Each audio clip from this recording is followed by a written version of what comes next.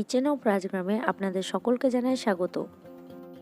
আমি আজকে আপনাদের সঙ্গে যে রেসিপিটি শেয়ার করব সেটি হলো পটল দিয়ে মাটন রান্না। মাটন দিয়ে পটল রান্না খেতে অসাধারণ লাগে। চলুন শুরু করা যাক আজকের রেসিপি পটল দিয়ে মটন রান্না।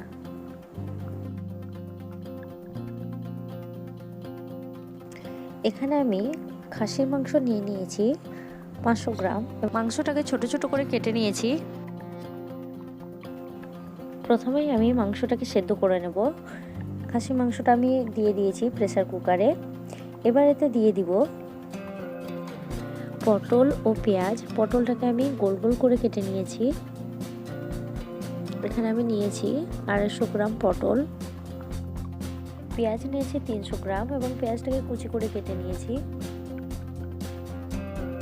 পেঁয়াজ ও পটলটাকে মাংসের সঙ্গে সেদ্ধ করে নেব।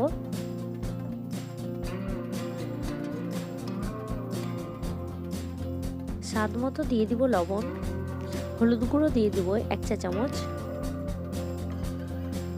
এবার দিয়ে দিব 1 কাপ জল। ঢাকনা বন্ধ করে 3 থেকে 4টে সিটি দিয়ে মাটনটাকে সেদ্ধ করে নেব।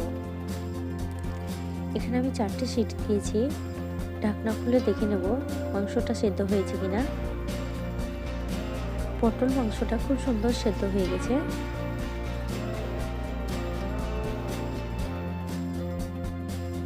এখানে মাটন ও পটলটিকে আমি ভেজে নেব। ভাজার জন্য এখানে আমি তেল নিয়েছি 5 টেবিল স্পুন সরষের তেল। এখানে আপনারা রিফাইন্ড অয়েল ইউজ করতে পারেন।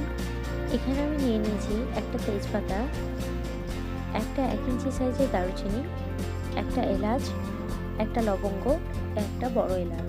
তেল গরম হয়ে গেছে, আমি এখানে সবটা দিয়ে দিলাম। 1 মিনিট মতো নাড়াচাড়া করে মশলাগুলোকে ফুটিয়ে নেব। মশলার খুব সুন্দর একটা সুগন্ধ এসে গেছে। এবার এতে দিয়ে দেব সেদ্ধ করে নেওয়া মাটন ও পটল। এবারে মাটনে আমি দিয়ে দেব ক্যাপসিকাম। এখানে আমি একটা ছোট সাইজের ক্যাপসিকাম কিউব করে কেটে নিয়েছি। এটা অপশনাল, আপনারা চাইলে দিতে পারেন আবার নাও দিতে পারেন। নিয়ে নিয়েছি একটা মিডিয়াম সাইজের টমেটো, সেটাকে কিউব করে কেটে নিয়েছি। ক্যাপসিকাম ও টমেটোটাকে দিয়ে দিলাম।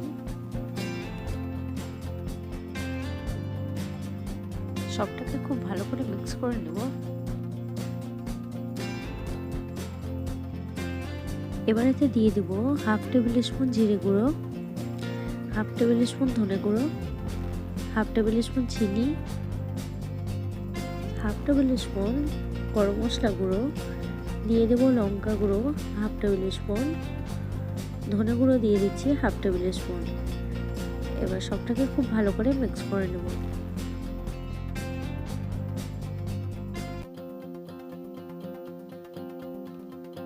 দশ মিনিট মতো কষিয়ে নেওয়ার পর ঢাকা দিয়ে লো ফ্লেমে 5 মিনিটের জন্য রেখে দেব।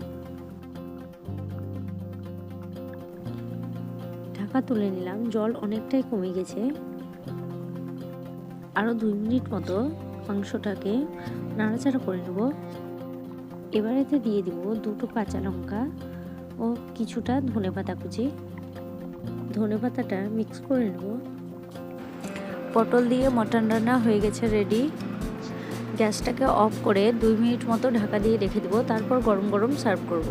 আজকের রেসিপি খাসির মাংস দিয়ে পটল রান্না যদি আপনাদের ভালো লেগে থাকে তো অবশ্যই লাইক, কমেন্ট, শেয়ার করতে ভুলবেন না।